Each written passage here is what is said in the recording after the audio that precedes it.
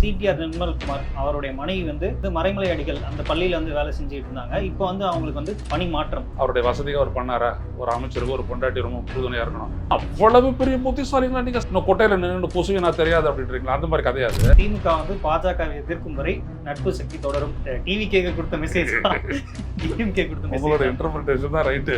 இந்த பாரு, அவங்க ஆதரிச்சாலும் நட்பு முடிச்சிடும், நீ ஆதரிச்சாலும் கூட்டணி முடிச்சிடும். திருமாவளவனுக்கு மறைச்சு கிரச்சில பேச தெரியாது. அவர் எப்பொழுதுமே நேரடியாக பேசுவார். பொதுவாக எல்லாரும் ஓவரா விமர்சிக்கிறாங்க, அவரையும் வந்துட்டு வைகோ மாதிரி ஒரு ஜோக்கராக பார்க்குறாங்க. உச்சநீதிமன்றம் வந்து நவோதயா பள்ளிகள் இந்தியா முழுக்க வந்து ஏற்றுக்கிட்டாங்க, தமிழ்நாடு மட்டும் ஏன் ஏற்றுக்க மாட்டேங்குது? மொழி கற்றுக்கிறதோ கற்றுக்காததோ அது யாருடைய உரிமை? மாணவர்களுடைய உரிமை. இந்த தமிழ்நாடு இந்த இடத்துல ஹிந்தி கற்றுக்காதனால அது பின்னடைவை சந்திச்சதுன்றது உச்சநீதிமன்றம்.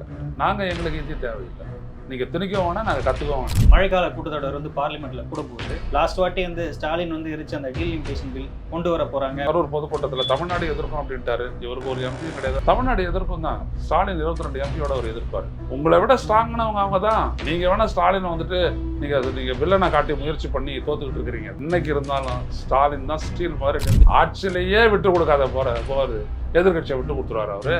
சிலர்லாம் கதை விட்டுட்டு இருக்கிறாங்க, அப்படி போயிடுவாரு, இப்படியே போயிடுவாரு, இன்னைக்கு நைட் அப்படி, நாளை காத்தால அப்படின்னு. அந்த கதையெல்லாம் ஸ்டாலின் கிட்ட நடக்காது, ஸ்டாலினுக்கு தெரியும். சிடிஆர் நிர்மல்குமார் இப்பதான் வந்து அந்த பழனி விவகாரமே வந்து பெருசாகிட்டு இருக்கு. அது இன்னும் ஓஞ்சப்பாடு இல்லை. ஆக்சுவலாக இது அதுக்குள்ள வந்து இப்போ இந்த விஷயங்கள் பெருசா வந்து ஊடகங்களில் வரதில்லை. சோஷியல் மீடியாவில் வந்து பெருசா இந்த செய்தி வந்து பரவிட்டு இருக்கு. அதாவது சிடிஆர் நிர்மல்குமார் அவருடைய மனைவி வந்து பல்லாவரத்தில் வந்து மறைமலை அடிகள் அந்த பள்ளியில் வந்து வேலை செஞ்சுட்டு இருந்தாங்க. இப்போ வந்து அவங்களுக்கு வந்து பணி மாற்றம், டிரான்ஸ்ஃபர் வந்து திருவல்லிக்கேணியில் லேடி வில்லிங்டன் ஸ்கூலில் வந்து மாற்றப்பட்டிருக்காங்க. அதாவது நீதிமன்றம் வந்து ஆசிரியர் கலந்தாய்வு வந்து நிறுத்தி வச்சிருந்த போதிலும் இந்த டிரான்ஸ்ஃபர் வந்து எப்படி நடந்துச்சு? இல்லை, ஒரு அமைச்சர், நான் ரொம்ப சிம்பிளாக அதை லீனியண்ட்டாக நான் பார்க்குறேன்னு வச்சுக்கோங்க, முறை தவிர எதுவும் செய்யக்கூடாது. அதனால சில சிடிஆர் நிர்மல்குமார் அப்படின்றதுக்காகவே நான் விமர்சிக்காதான். அவருடைய வசதிக்கு அவர் பண்ணாரா? ஒரு அமைச்சருக்கு ஒரு பொண்டாட்டி ரொம்ப உறுதுணையாக இருக்கணும், பக்கத்தில் வச்சுக்கிட்டாரா? ஏதோ ஒன்று, அதை பற்றி ஒன்றும் இல்லை, நான் விமர்சிக்க தயாராக இல்லை. அடுத்தது அவ்வளோதான். இதெல்லாம் ஒரு பெரிய விஷயம் இல்லை. நீ மின்சாரத்துறையை நீ சரி பண்ணி காட்டு. நான் சுட்டி காட்டினா பாரு ஒருத்தன், எனக்கு ஒரு ரீல்ஸ் போட்டு சுட்டி காட்டினால, ஸ்டாலின் பீரியடில் 100 யூனிட் தான் ஃப்ரீ கரண்ட்டு, உன்னோட இதில் 200 யூனிட் ஃப்ரீ கரண்ட்டு. ஆனால் ஸ்டாலின் அரசுக்கு பண்ணும்போது நான் வெறும் 2.25 ரூபா கட்டுறேன், இப்போ நான் 4.25 ரூபா கட்டுறேன். இது எப்படி அது சொல்லு? இன்னும் அவ்வளவு பெரிய புத்திசாலிங்களா நீங்கள் சைலண்ட்டாக ஏற்றுட்டீங்க? இன்னும் கொட்டையில் நின்று புசுவி நான் தெரியாது அப்படின்றீங்களா? அந்த மாதிரி கதையாது. அதுக்கு நிர்மல்குமார் பதில் சொல்லிட்டேன். மற்ற விஷயத்துக்கெல்லாம் நான் பேச தயாராக இல்லை. ஊடகத்தினுடைய அளவு எடுக்காதீங்க. சோசியல் மீடியாவில் சொல்கிறாங்க, பேப்பர் மீடியாவில் சொல்கிறாங்க, டிவி மீடியாவில் சொல்கிறாங்க, அப்படிலாம் உண்மையா பொய்யா? பொய்யா இருந்ததுன்னா விட்டுட்டு போ, உண்மையா சரி பண்ணிட்டு போ, அவ்வளோதான். அதே மாதிரி வேலை. ஸ்கூல்ஸு இந்த மாதிரி அரசு அலுவலகங்களில் போய் ரீல்ஸ் எடுக்கிறது வந்து பெரிய பிரச்சனையாக இருக்குது. அதுக்கும் வந்து முதல்வர் வந்து இன்னைக்கு கண்டிச்சிருக்காரு. அதாவது வந்து அரசு பள்ளிகள்லையோ இல்லை அரசு அலுவலகங்கள்லையோ இந்த மாதிரி ரீல்ஸ் எடுக்கிறது வந்து நிறுத்தலைன்னா தகுந்த நடவடிக்கை எடுக்கப்படும். அதுதான் வந்துட்டு அவர் பள்ளி கல்வியினுடைய மாணவர் ராஜ்மோகனே சொல்லிட்டாரு. குறிப்பிட்ட ஒரு சில அமைச்சர்கள் வந்து குறிப்பிட்டு அவங்ககிட்ட சொல்லியிருக்காருன்றாங்க. தெரியல, பட் சொல்லியிருந்தாரா ரைட்டு தான். எல்லாம் ஒரு தலை தான். யார் இன்ஸ்பெக்ஷனுக்கு வந்து கேள்வி கேட்கணுமோ அவங்க தான் கேள்வி கேட்கணும். கீர்த்தனா போய் கேள்வி கேட்டான்னு அர்த்தம். தொழில்துறை அமைச்சர் யாரு தான்? தொழில்துறை அமைச்சர் தானே. அவங்க செய்கிற வேலையை விட்டு இன்னும் சொல்லுவாங்களே கிராமத்தில், அப்படியாதுலாம் அப்படிலாம் செய்யும்.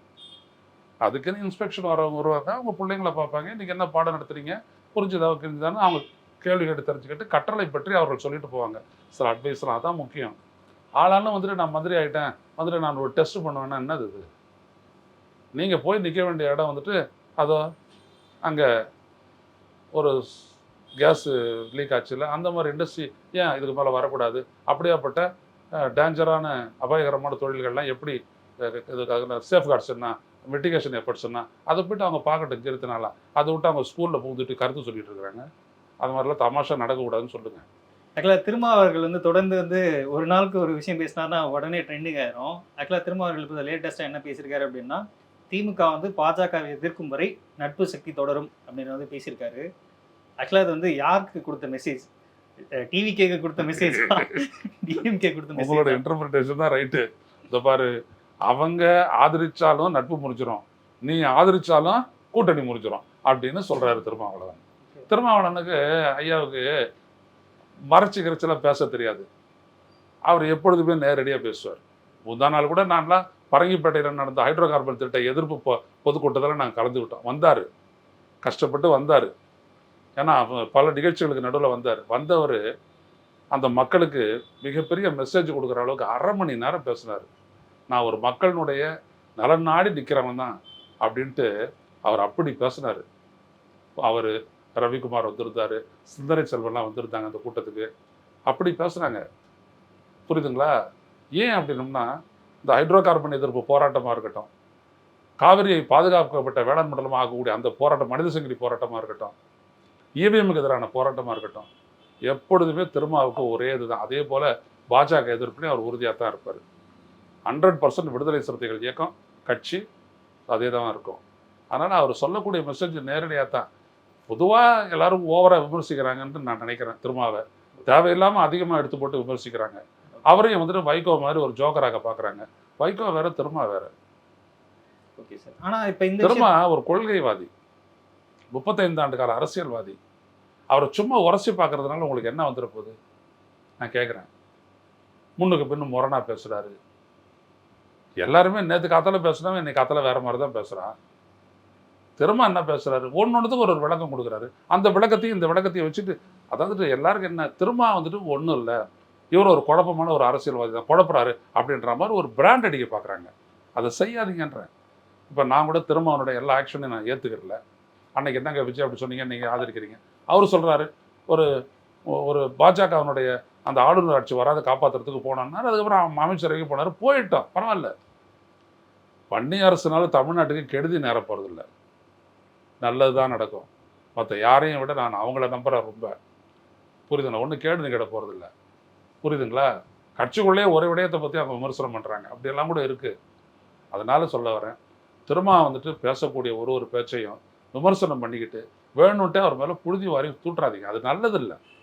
தமிழ்நாட்டு அரசியலில் அவர் ஒரு நிலைப்பாடு எடுத்து நிற்கிற ஒவ்வொரு கார்ப்பரேட் எதிர்ப்பு, புரியுதுங்களா, பாஜக எதிர்ப்பு, விவசாயத்தையும் வாழ்வாதாரங்களையும் அழிக்கக்கூடிய இந்திய ஒன்றிய அரசனுடைய திட்டங்கள் எதிர்ப்பு, இதெல்லாம் தன்னுடைய தொண்டர்களோடு உறுதியாக நிற்கக்கூடிய ஒரு தலைவர் தான் திருமா. சும்மா அவரை போட்டு விமர்சனம் பண்ணுறன்ற பேரில் அவரை போட்டு தேய்க்காதீங்க, நல்லதில்லை. மழைக்கால கூட்டத்தொடர் வந்து பார்லிமெண்ட்டில் கூட போகுது. அதில் வந்து லாஸ்ட் வாட்டி வந்து ஸ்டாலின் வந்து இருச்ச அந்த டீலிமிட்டேஷன் பில், அதை வந்து திருப்பி வந்து கொண்டு வர போகிறாங்க அப்படின்ற மாதிரிலாம் சொல்லப்படுது. இப்போ விஜய் அரசு வந்திருக்காங்க, இவங்க வந்து எப்படி அதை டீல் பண்ணுவாங்க? அதான் விஜய் சொன்னார் அந்த கரூர் பொதுக்கூட்டத்தில், தமிழ்நாடு எதிர்க்கும் அப்படின்ட்டாரு. இவருக்கு ஒரு எம்பியும் கிடையாது, அதனால பரவாயில்ல. தமிழ்நாடு எதிர்க்கும் தான். ஸ்டாலின் 22 எம்பியோட அவர் எதிர்ப்பார். திருப்பி அவரே தான் வந்து எதிர்க்கணும். இல்லை, அவர் தான் எதிர்ப்பார். உங்களை விட ஸ்ட்ராங்னவங்க அவங்க தான்.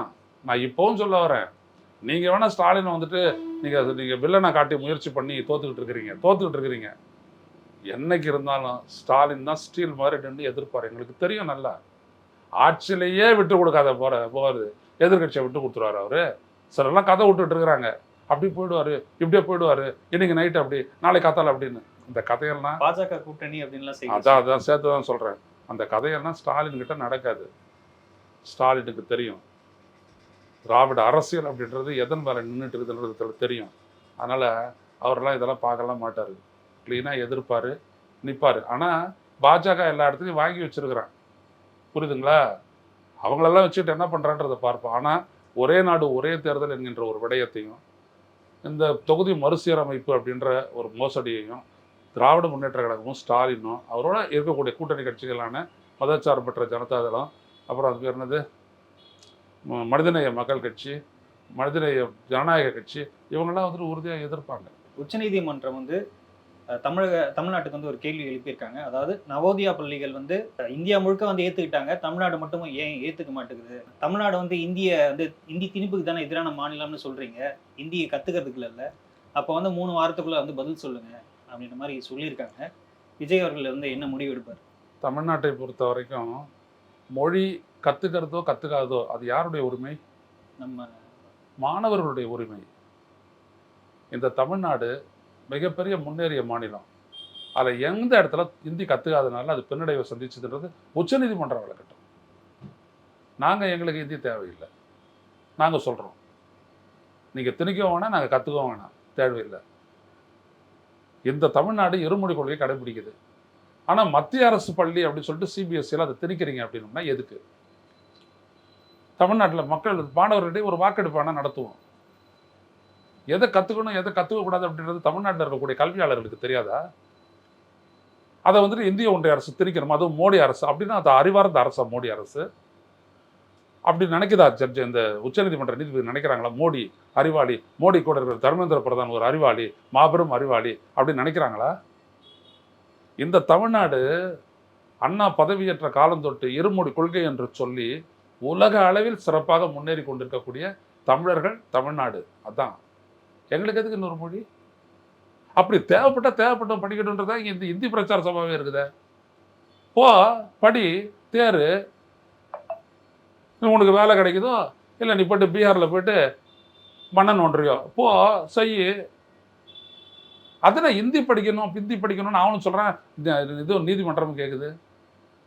இங்கே ஃப்ரெஞ்சு படிக்க வேண்டியவன் அவன் பிரான்ஸ் அரசு எவ்வளோ திட்டங்கள்லாம் வச்சுருக்குது, அதை படிக்க வேணாம்னு சொல்லிட்டு இன்றைக்கி பாண்டிச்சேரியில் ஒரு தடை உத்தரவு போட்டானே இந்த இந்திய ஒன்றிய அரசு, அது சரியான்றது முதல்ல நீதிமன்றம் பதில் சொல்லட்டும். அந்த மக்களினுடைய பிரெஞ்சு படிக்கக்கூடிய 3வது மொழியை பிரெஞ்சு படிக்கக்கூடிய உரிமையை நீங்கள் ஏன் தடுத்தீங்க சொல்லுங்க. அப்புறம் ஹிந்திக்கு வரலாம், அதையும் தடுத்தீங்க. எனவே நீதிமன்றம் எல்லாமே கேள்வி கேட்டு பதில் சொல்றதுக்கு அதனால் டெஸ்ட் வைக்குதான்னா டிஎன்பிஎஸ்சி மாதிரி அதெல்லாம் நீங்கள் வைக்காதீங்க. இந்த அரசு இந்த மாநிலத்தில் இருமொழி கொள்கை அப்படின்றத வந்துட்டு ஒரு அரசின் நிலைத்த கொள்கையை கடைபிடிக்குது. நாங்கள் முன்னேறிட்டு இருக்கிறோம், எங்களுக்கு ஹிந்தி தேவையில்லை, வேணாம் விட்டுருங்க. யாரும் நாங்கள் தமிழ் படிக்கணும்னு கம்பல் பண்ணலையே, ஹிந்தி படிக்கணும்னு நீங்கள் ஏன் கம்பல் பண்ணுறீங்க? எதுக்கு இங்கே ஹிந்தி எப்படி ஒரு கல்வி திட்டத்தினுடைய கட்டாய தேவையாக இருக்குது? எந்த அடிப்படையில் இருக்குது அது சொல்லட்டும் முதல்ல கல்வியாளர்கள், அப்புறம் பார்த்துக்கலாம். உயர்நீதிமன்றம் வந்து ராஜினாமா செய்த எம்ஆர் விஜயபாஸ்கர் அப்புறம் சி விஜயபாஸ்கர் அவங்க வந்து திருப்பி வந்து பதில் அளிக்கணும் அப்படின்னு சொல்லி வந்து சொல்லியிருக்காங்க. இதுக்கு வந்து சட்டப்பேரவை செயலாளரும் வந்து பதிலளிக்கணும் அப்படின்ற மாதிரி வந்து சொல்லியிருக்காங்க. அது தொடர்பாக இன்னைக்கு வந்து செங்கோட்டையன் அவர்களையும் சபாநாயகரையும் வந்து மீட் பண்ணியிருக்காங்க. இந்த அதிமுகவிலிருந்து உங்கள் ஆட்சிக்கு ஆதரவாக நம்பிக்கை தீர்மானத்துக்கு ஆதரவாக ஆதரித்து வாக்களித்தவங்களுடைய எம்எல்ஏ பதவி அன்னைக்கே போயிடுச்சு. அந்த 25 பேருடைய எம்எல்ஏ பதவி போயிடுச்சு. இதுதான் அட்டவணை சொல்லுது. அரசமைப்பு சட்டத்தினுடைய 10வது அட்டவணையும் கட்சி தாவல் தடை சட்டத்தின்படி அவங்க பதவி இழந்துட்டாங்க. 28ஆம் தேதி அதை அறிவித்திருக்க வேண்டிய ஒரு சபாநாயகர் அவர் அறிவிக்காதது ஏன்? எல்லாரும் ஒரே அரசமைப்பின் மீது அதாவது நீங்கள் வந்து சத்தியபிரமாணம் எடுத்துகிட்டு வந்துருக்கிறீங்க, அதன்படி செஞ்சீங்களா இல்லையா? இதான் நீங்கள் நீதிமன்றத்திலேருந்து தேர்தல் ஆணையம் வரை எழுப்பக்கூடிய கேள்வி. அண்ணா திராவிட முன்னேற்ற கழகத்தை சேர்ந்த வழக்கறிஞர் அவர் கேட்குறாரு. புரியுதுங்களா? இன்பதுரையா? ஆமாம், இன்பதுரை எழுப்புற கேள்வி. அந்த கேள்விக்கு உங்களுடைய கட்சி சார்பாக எந்த பதிலுமே சொல்லாதிருக்கீங்க. முதல்ல சட்ட ரீதி அதுக்கு பதில் சொல்லுங்கள். ஏன் சபாநாயகர் இவங்களெல்லாம் பதவி நீக்கம் செய்யப்பட்டவர்கள் பதவியை இழந்தவர்களிடமிருந்து எப்படி அவர் ராஜினாமா கடிதத்தை வாங்கிட்டாரு, ஒப்புக்கிட்டாரு, ஏற்றுக்கிட்டாரு அப்படின்றது கேள்வி. இதுக்கெல்லாம் அவர் பதில் சொல்லணும். அவரும் பதில் சொல்லலை. நீதிமன்றமும் அந்த வழக்கு இருக்குது. நீங்கள் பதில் சொல்லாமல் இந்த இது வந்துட்டு அது வரைக்கும் அவுட்ரைட் பர்ச்சேஸ் தான். உதரபேரன்றதில் அவுட்ரைட் பர்ச்சேஸ் நீங்கள் பண்ணியிருக்கீங்க எம்எல்ஏ. இது ஒரு பெரிய இழுக்கு, ஜனநாயக முரண். இதை எப்படி நீங்கள் செஞ்சீங்கன்றது இந்த ஆட்சி வழக்கணும். திமுகலேருந்தும் வந்து ஆளுநரோ சபாநாயகரோ முடிவெடுக்கலாம், அடுத்து வந்து கோர்ட்டுக்கு போகும்னு சொல்லியிருக்காங்க. அது எப்படி சார் போகும்? இல்லை, இதே தான், ஒரே அடிப்படை தான். நான் சொல்ல வரேன்னே, 13ஆம் தேதி நடந்த அரசினுடைய நம்பிக்கை கோரும் தீர்மானத்தின் மீது அஇஅதிமுகவினுடைய கட்சியின் நிலைப்பாட்டிற்கு மாறாக வாக்களித்த 25 பேரும் அந்த கணமே பதவியை இழந்து விட்டார்கள். அதை 15 நாட்களுக்குள் உறுதி செய்ய வேண்டும். சபாநாயகர் உறுதி செய்யவில்லை. அதற்கப்புறம் மன்னிப்பு கடிதம் கொடுத்தன்னு எடப்பாடி பழனிசாமி சொல்கிறது, அவங்களை ஏற்றுக்கிட்டது, இதெல்லாம் ட்ராமா. இது பற்றி ஆளுநர் மாளிகையிலும் கேள்வி எழுப்பப்பட்டிருக்கிறது, நீதிமன்றத்திலும் கேள்வி எழுப்பப்பட்டிருக்கிறது, தேர்தல் ஆணையம் கேள்வி எழுப்புகிறது. அதனால்தான் காலியாச்சுன்னு சொன்னாலும் கூட, சபாநாயகர் காலியாச்சுன்னு சொன்னாலும் கூட தேர்தல் அறிவிக்காததற்கு காரணம் அதுதான். அதோடு சேர்த்து விஜய் காலி பண்ண திருச்சி கிழக்கு தொகுதிக்கும் தேர்தல் அறிவிக்கப்படலை. நீங்கள் ஒரு குறுக்கு வழிக்கு போனீங்க, மாட்டிக்கிட்டு முடிக்கிறீங்க. இதான் தப்பானவர்களுடைய ஆலோசனையின் கூட நீங்கள் செஞ்சதனுடைய விளைவு. விஜய் அவர்களே, தப்பான ஆலோசனை இதெல்லாம். இன்னொரு கட்சியில் உங்களுக்கு தான் பெரும்பான்மை இருக்குல்ல, அப்புறம் எதுக்கு இந்த வேலையை செஞ்சீங்க? அப்போ இவங்க மேலே நம்பிக்கை இல்லை, அவனுடைய விளைவு தானே அது. அப்போ நீங்கள் நம்பாதவங்க உங்களை மட்டும் அவங்க எப்படி நம்புவாங்க? அப்புறம் எப்படி இந்த ஆட்சியினுடைய ஸ்திரத்தன்மை? ஸ்டாலின் 6 மாதம் கூட நிற்காது அப்படின்றத சொன்னாருன்னு சொல்லிட்டு குற்றம் சாட்டுறீங்களே, நீங்களும் அதே நினைப்பில் தானே இருந்திருக்கீங்க. இந்த ஆட்சி கவிடும் அப்படின்றதுனால தானே நீங்கள் எந்த வேலையெல்லாம் செஞ்சுருக்கிறீங்க. சைட்டா ரெண்டும் ஒத்து போதா? ஒரு 6 மாதத்தில் கவிடும்னு சொன்னதா நீங்கள் குற்றம் சாட்டுறீங்க. நாடு இருக்கிற நிலைமையில 6 மாசத்துல கவிடுமோ என்ன ஆகுமோன்னு அவர் சொன்னார். ஆனால் அவர் கவிடும்னு சொன்னார்னு சொல்லிட்டு கம்யூனிஸ்ட்கள் வரையும் சொன்னாங்க, உங்களுக்கு முட்டு கொடுக்குறவங்க. ஆனால் நீங்களும் அப்படி நினச்சதுனால தானே மற்ற கட்சியினுடைய எம்எல்ஏக்களை வாங்கிக்கிட்டு இருக்கிறீங்க. கொஞ்சம் நூதனமாக வாங்குறீங்க. அவங்க ராஜினாமா செய்ய வச்சு கட்சி பார வச்சு, கட்சி பாடுறவங்களாம் அப்படி அரவணைச்சு கார்டு கொடுத்து அவங்கள மறுபடியும் நிற்க வச்சு மறுபடியும் அவங்கள வெற்றி பெற செய்ய வச்சு உங்களுடைய பெரும்பான்மையை உறுதிப்படுத்திக்கிறதுக்கு முயற்சி பண்ணுறீங்க. இப்போ கோர்ட்டில் தடை அப்படின்னோடனே இவங்க இருக்கிறவங்களுக்கு மந்திரி சபை கொடுக்கணுமான்ட்டு இப்போ வேற மாதிரி யோசிக்கிறீங்க. இதானே நடக்குது. அது கம்யூனிஸ்டுகள் சைட்லேருந்து நகர்த்தப்பட்டதா இல்லை டிவிகே சைட்லேருந்து நகர்த்தப்பட்டதா சார்? கம்யூனிஸ்டுகள் வந்து அமைச்சர்கள் பங்கேற்று இது ஒரு சீட்டாட்டம் மாதிரி நவீன். அவர் ஒரு கார்டு போடுறாரு, இவர் ஒரு கார்டு போடுறாரு. அந்த மாதிரி ஒரு கார்டு போட்டு கார்டு எடுக்கிறது தான். இதெல்லாம் ஒரு சாதாரண அரசியல். விட்டுருங்க. நம்மளுக்கு ஒரு கம்யூனிஸ்ட் மந்திரி ஆனால் நாட்டுக்கு நல்லது தான். யார் யாரோ அவருங்க ஏன் கம்யூனிஸ்ட் ஆகக்கூடாதா? ஆகட்டும். அவங்க தான் என்னென்னோ விளக்கெல்லாம் கொடுத்துட்டு இருந்தாங்க. வெளியிலேருந்து ஆளை எதிரிப்போம், வீட்டுக்குள்ளே வரமாட்டோம் அப்படிலாம் அவங்க தான் சொல்லிட்டு இருந்தாங்க. இதில் என்ன இருக்குது? ஏன்னா உள்ளாட்சியில் கூட தனியாக நிற்கிற முற்றம் திறந்தவுடன் முழுமையாக நினைச்சிட்டோம்னா அப்புறம் என்ன கொடை பிடிக்கிறது? அதான் நினைச்சிட்டிங்களா? ஆதரிச்சிட்டிங்க போச்சு. அதுக்கு முன்னாடி வரைக்கும் விஜய் பாஜகவினுடைய மறு ஆடு, பிறப்பு, குழந்தை, குட்டி, பேரன் அப்படிலாம் சொல்லி விமர்சனம் பண்ணீங்க. இன்னைக்கு எல்லாரும் போய்ட்டு தொப்புன்னு குதிச்சிங்க அதே ஆற்றுல. அப்புறம் என்ன இருக்குது? நான் ஓரத்துலையே தான் நீந்து வேணேன். கரையை கடந்து போங்க, மந்திரி சபையில் போய்ட்டு ஜாயின் பண்ணுங்க. நீங்கள் நல்லது செஞ்சால் தமிழ்நாட்டுக்கு நல்லது, இல்லைன்னா மக்கள் புரிஞ்சுக்கிட்டோம். அவ்வளோதான். இதில் ஒன்றும் எதுவும் இல்லை. அதனால் அவங்க இழுத்தாங்களா இவங்க கூப்பிட்டாங்களா அப்படி ஒன்றும் இல்லை. இருக்கிற மாதிரி எடு, நான் உளற மாதிரி உளறேன், அவ்வளோதான். Okay sir. இப்போ வந்து கபடி அரசியல் செய்திகளுக்கு பின்னாடி என்னென்ன விஷயங்கள் இருக்குது அப்படின்றத வந்து இன்னைக்கு நிறைய பகிர்ந்துக்கிட்டீங்க. நேரத்துக்கும் பதிலுக்கும் நன்றி.